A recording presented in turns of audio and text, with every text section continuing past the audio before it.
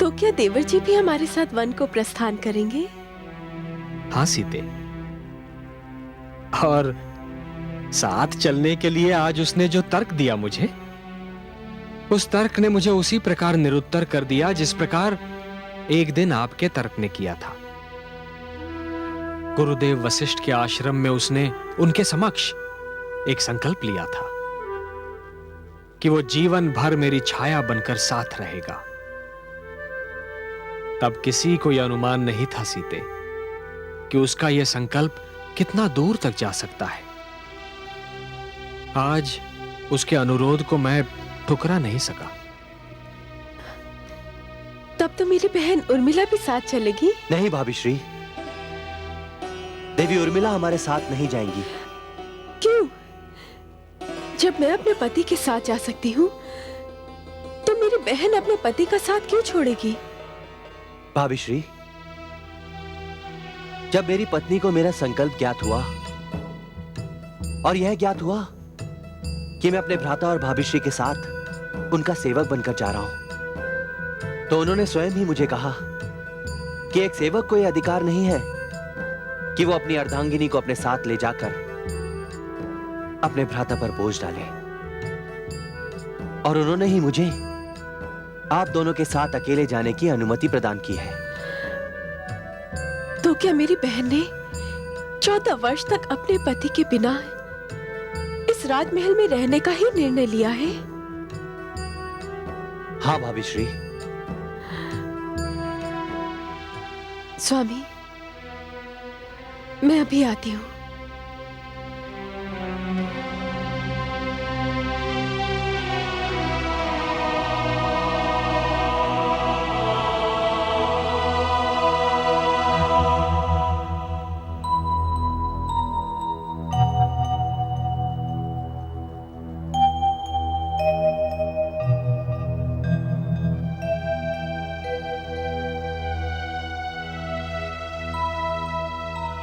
उर्मिला दीदी,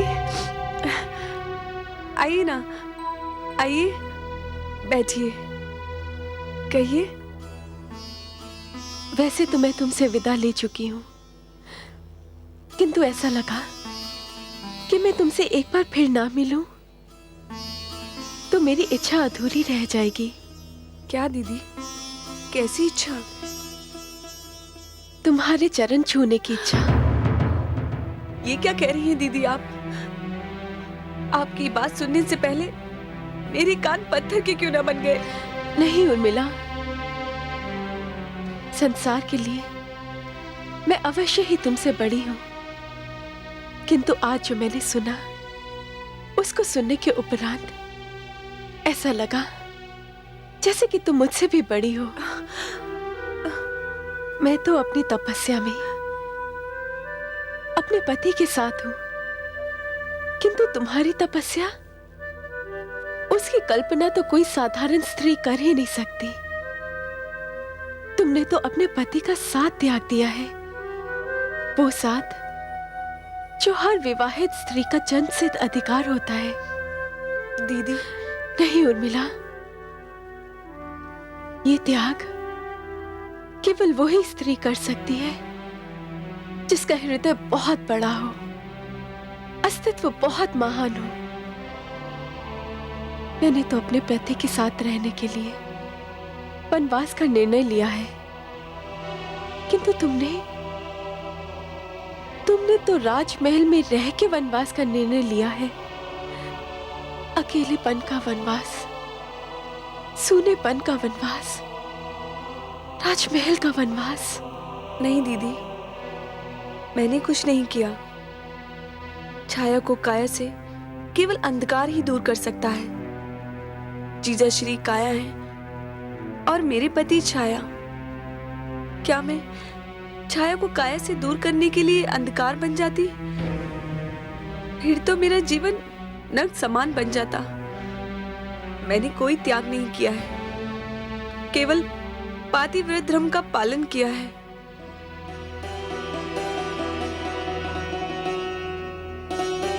इसीलिए तो कह रही हूं, तुम महान हो उर्मिला। पतिव्रता धर्म त्याग, तपस्या, इन सब की परिभाषा तुम्हारे नाम लिए बिना प्रत्येक काल तक संपूर्ण नहीं होगी। ये मेरा आशीर्वाद है।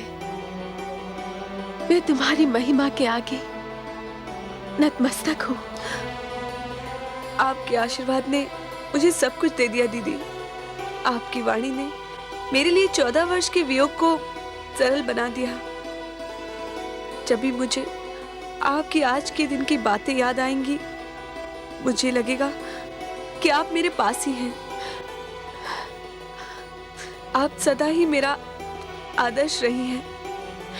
ये त्याग है, तपस्या, जो भी है, मैंने आप ही से सीखा है।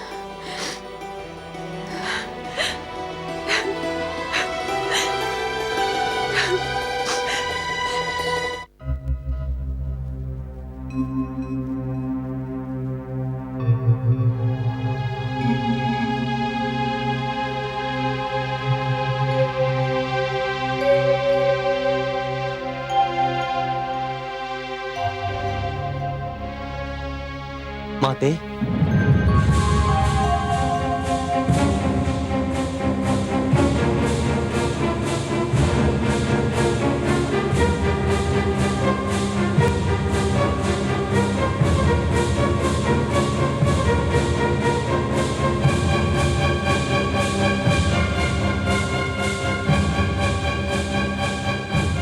ये क्या पुत्र, तुमने ये वस्त्र क्यों धारण कर रखे हैं?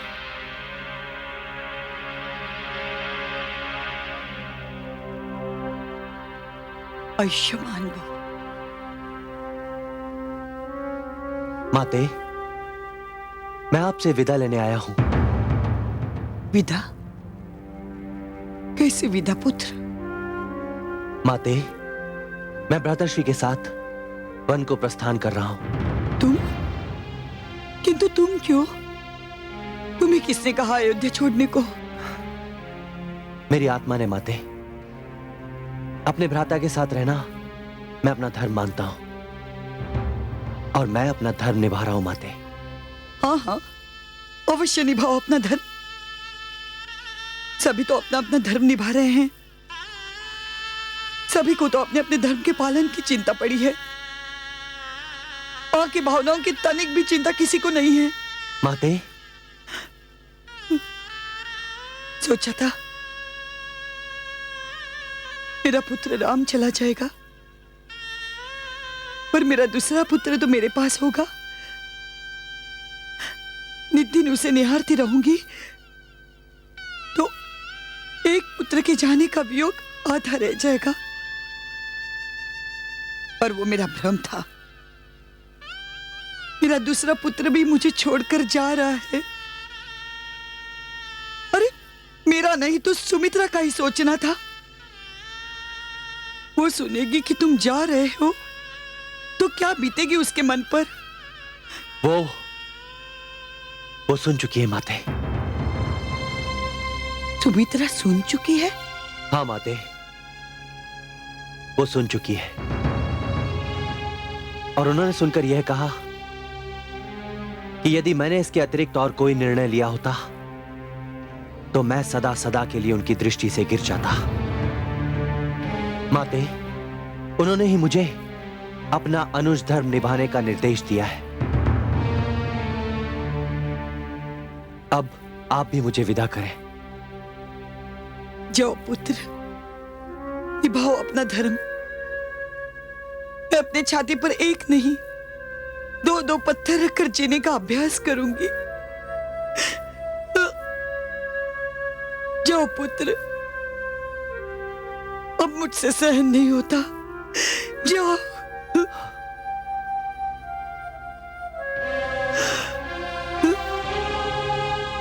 आशीर्वाद दीजिए माते।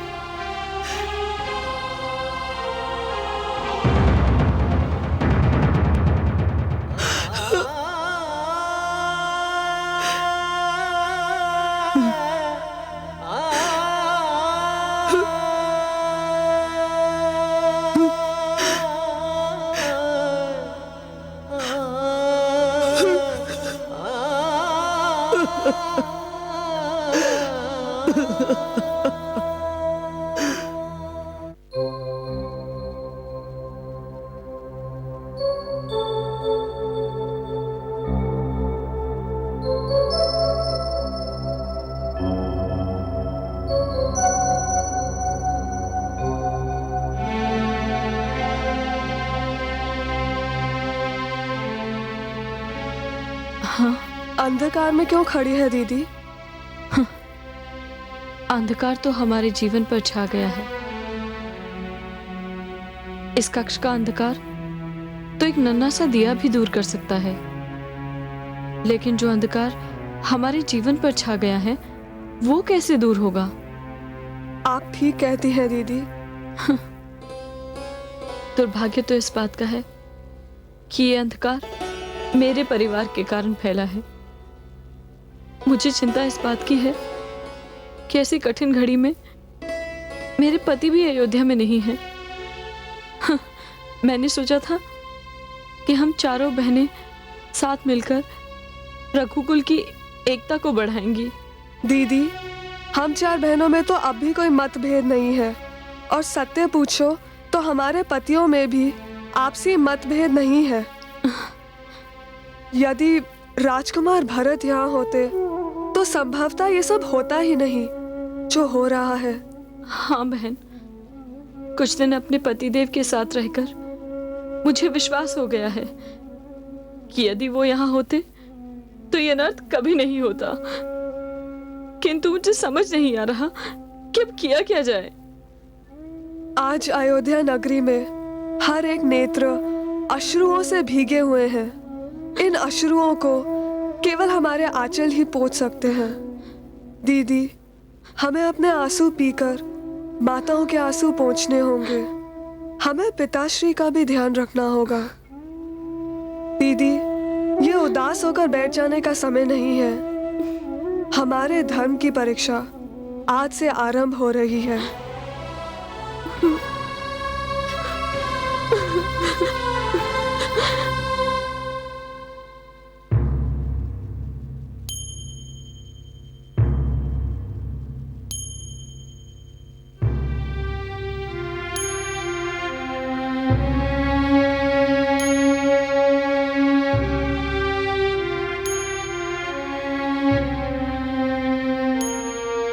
ये क्या अनर्थ हो गया स्वामी? क्या कहूं देवी, ईश्वर ने मुझे देखने, सुनने और बोलने की शक्ति ही दी। ना दी होती तो आज वो नहीं देखता जो देखना पड़ रहा है, वो नहीं सुनता जो सुनना पड़ रहा है, वो नहीं कहता जो श्री राम को कहना पड़ा कि महारानी के कही के हट के कारण वो युवराज नहीं बनेंगे। देवी, आज मेरी आंखों के सामने वो परिवार बिखरा जा रहा है जिसकी एकता समस्त संसार के लिए उदाहरण थी,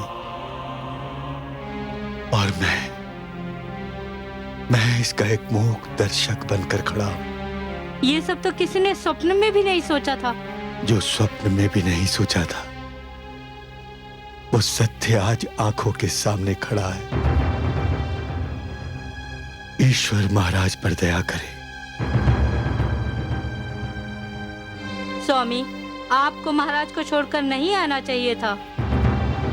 सत्य कह रही हो देवी, इस कठिन घड़ी में न जाने कब उन्हें आवश्यकता पड़ जाए। मैं जाता हूं।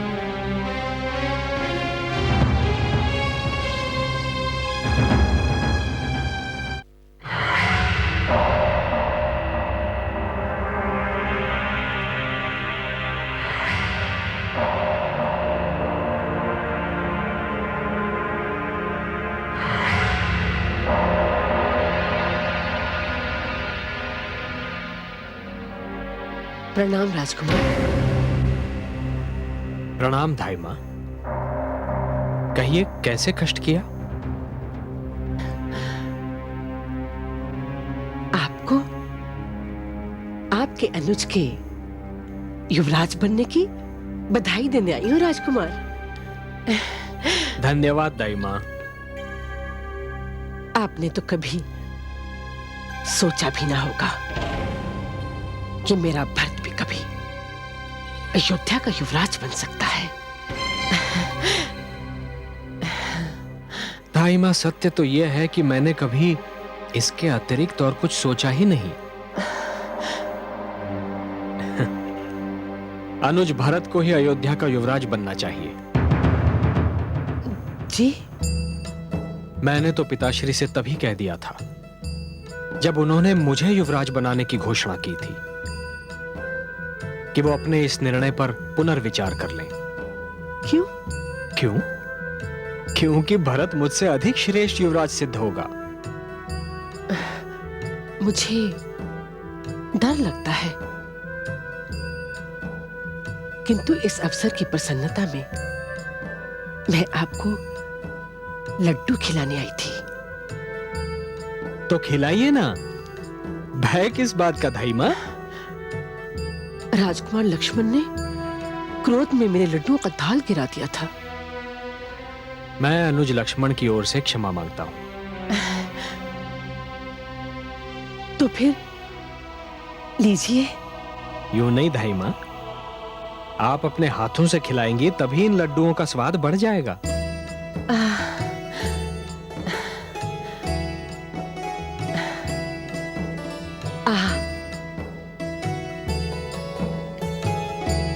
वाह वाह धाई मां। धाई मां, जिस प्रकार स्वाति की बूंद संसार की सबसे मूल्यवान बूंद होती है, उसी प्रकार आपके हाथ से खाई हुई मिठाई सारे मिष्ठानों से बढ़कर है। धाई मां, आप मेरा एक कार्य करेंगी? क्यों नहीं, आदेश दीजिए।